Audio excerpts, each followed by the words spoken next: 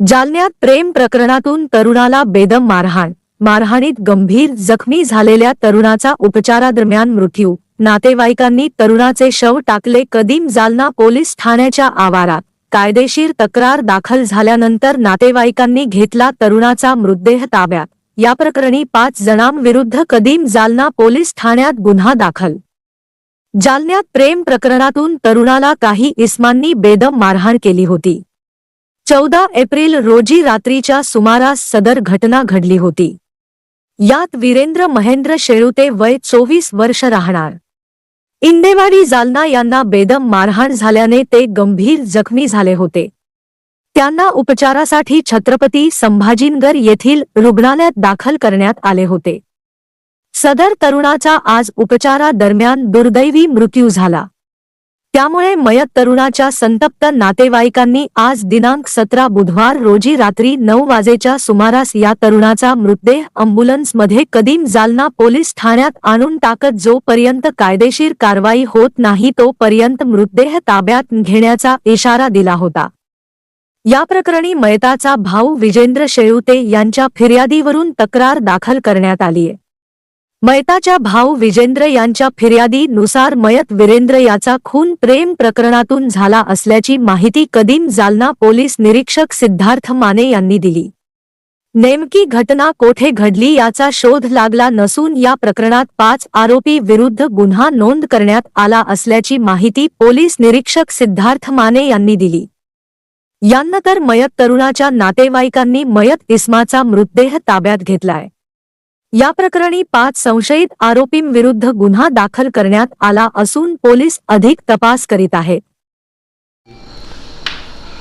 आता आमच्याकडे विजेंद्र महेंद्र शेळुते नावाच्या इस्माने फिर्याद दिली की त्याचा भाऊ वीरेंद्र महेंद्र शेळुते हा 14 एप्रिलच्या रात्री त्याचं एका मुलीशी प्रेम प्रकरण होतं आणि त्या प्रेम प्रकरणाच्या कारणावरून त्याला त्याच्या खांद्यावरती हात टाकून कॉलरला धरून काही लोकांनी त्याला घेऊन गेले आणि त्या लोकांनी त्याला मारहाण केली.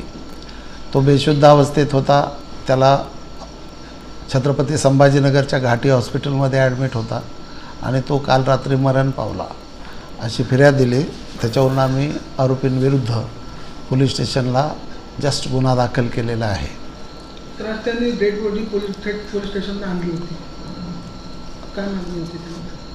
तर प्रश्न असा आहे डेड बॉडीचा की डेड बॉडी आणणं नेणं हा वेगळा भाग आहे, बरोबर आहे. परंतु महत्त्वाचा मुद्दा असा आहे की त्यातलं कोणीही आमच्याकडे फिर्याद दिलेली नाही. आज त्या मयताचे वडील मला प्रत्यक्ष भेटले. त्यांनाही मी सांगितलं की तुम्ही मला फिर्याद द्या. ते म्हणले मला काय माहीत नाही. मयताचा मेवना यालाही आम्ही म्हटलं, फोन करून विचारलं तर ते म्हणले मला कोण होते मला काय माहीत नाही. त्याच्यामुळं आम्हाला फिर्याद घ्यायला डिले झाला कारण कोणी सांगतच नव्हतं. तर त्याच्यावरनं आम्ही स्वतः API मस्के आणि टीम सकाळी छत्रपती संभाजीनगरला घाटी हॉस्पिटलला पाठवली आणि तिथं त्या मयताचा भाऊ विजेंद्र याची फिर्याद घेतलेली आहे. कायदेशीर गुन्हा दाखल झालेला आहे. तपास सुरू आहे.